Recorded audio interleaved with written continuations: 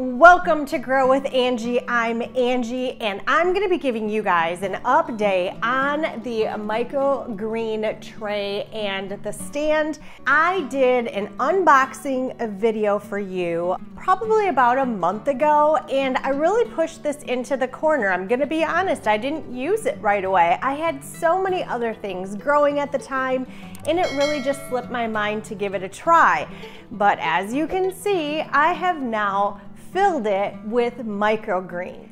Now the Amazon link that I shared with you in that first video is not showing the full stand to be available anymore. It kind of comes and goes whether they have it in stock or not. So I'm also going to be posting links for you on just the trays. Well, let's go ahead and talk about how this works and all of my yummy greens. On the very top tray, I used dollar store seeds. I'm not kidding. I bought these at the dollar store. They've been sitting around since last spring, and this is what I used. It is a hot mix, and it's really nice that it was only $1, but there's not a lot of seeds in that packet. You can see that it is not as tightly bound in there with the greens as some of the other trays I'm going to show you. What I've been using in these is rock wool. Now, if you've watched the video where I tell you how to start microgreens at home for beginners, I just really like the rock wool. But if you've watched my other videos about the tower gardens, the aerogarden, the deep water culture, I say I don't like it.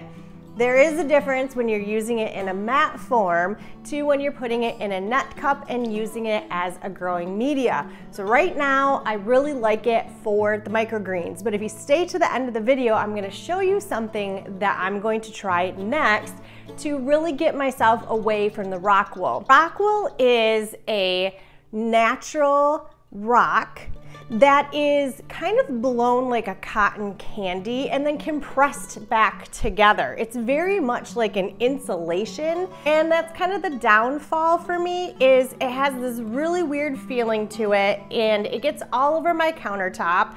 When I cut these into the pieces to fit onto the trays, it was quite the mess. With these seeds, I just wetted the rock wool and sprinkled the seeds over top like you're salting your favorite food. And then I ended up letting the roots really kind of take hold in the bottom, if you can see that.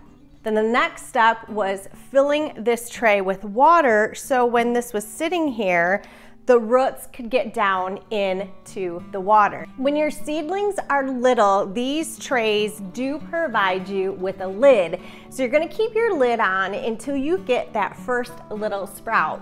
And it's gonna keep a lot of the humidity in there and keep it from evaporating from the rock wool. Once your plant starts to grow, you can go ahead and remove the lid. Now I will let you know I did not put these in front of any of my big grow lights. I had this over by the slider or another window and they grew really well. It did not need any extra light. So if you're growing without grow lights and you're just getting into this, go ahead and use a window. Now you're probably wondering why this tray looks really crazy. It's because I let it go too long. Your microgreens can be harvested within about 5 to 7 days, but I was really waiting to make this video and they just grew way too much. I should have trimmed these back and started eating them a couple of days ago. But what does this say to me? When I look at this, I think, oh my goodness, there's all of these little sprouts in here that I literally want to pull out and put into a growing media and just see where it goes from there. These seeds are from the Handy Pantry, and I have to say I love the Handy Pantry, and these are available at the True Leaf Market, and I will have links down below. And so exciting that True Leaf Market is now an affiliate with Grow with Angie. This packet I already owned before I discovered that True Leaf Market was a huge distributor of Handy Pantry. I pulled these out to start some of the trays, and they have organic alfalfa, which I have grown in the big units before, mung beans, lentils, and broccoli. So this one is really a mix of a lot of different greens, and it gave me quite the root system down underneath. Again, this was all done with the rock wool sheets. And I'm dripping everywhere. That's all right, I love gardening inside. We're gonna go ahead and chop this down this weekend and start eating it. And the last experiment that I want to tell you about with the seedling trays is cilantro. I want you to learn from my mistakes. I have never said I'm a professional gardener. I'm not a professional microgreen grower. We all learn something, we all succeed, and we all fail. And I'm here to take my failures and pass those on to you. So what I did with the cilantro is kind of a test of my seeds. Every time I was growing cilantro, they would not germinate.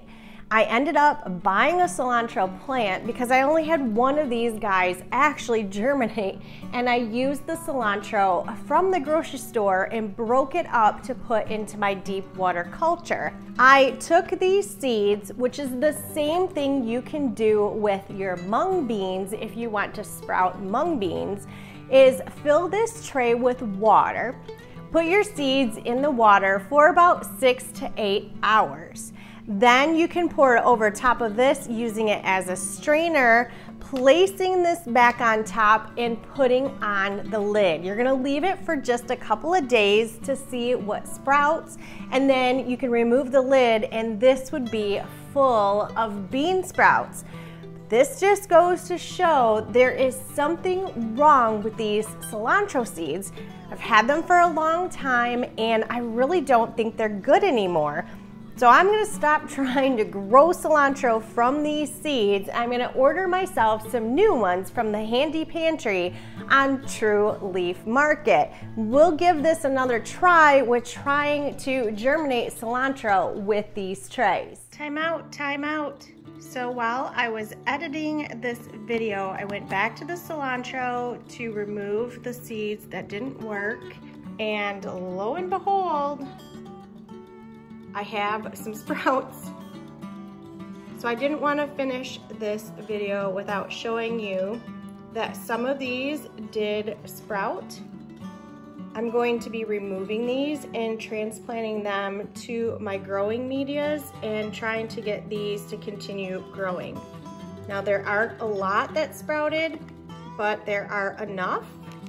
And I have some root going. So I'm really happy I did not end up throwing these away. I added some warm water to the bottom and I'm gonna keep them covered for probably another day or two. But I did have some germination. It just took a very long time.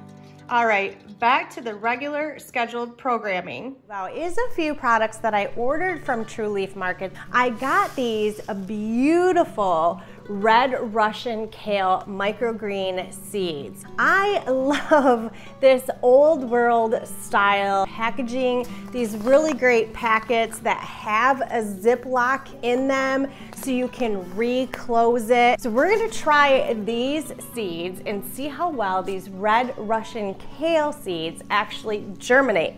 But this time, instead of using the rock wool, I'm gonna try something totally different.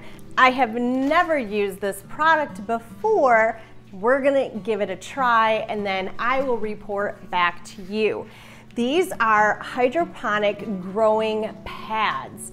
Now, this is also from the Handy Pantry. It is a different consistency altogether. You can see how flexible and how much it moves. Unlike the rock wool, if you were to bend that, it would just break in half.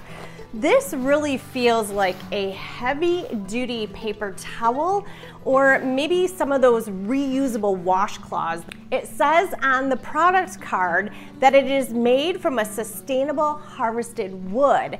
So I really like that it's totally biodegradable. And just like the rock wool I was taking out and throwing it out into my woods, I think this will just break down that much better and go right back into the earth, and that's a bonus. Leave comments below what you guys are growing and let's grow together.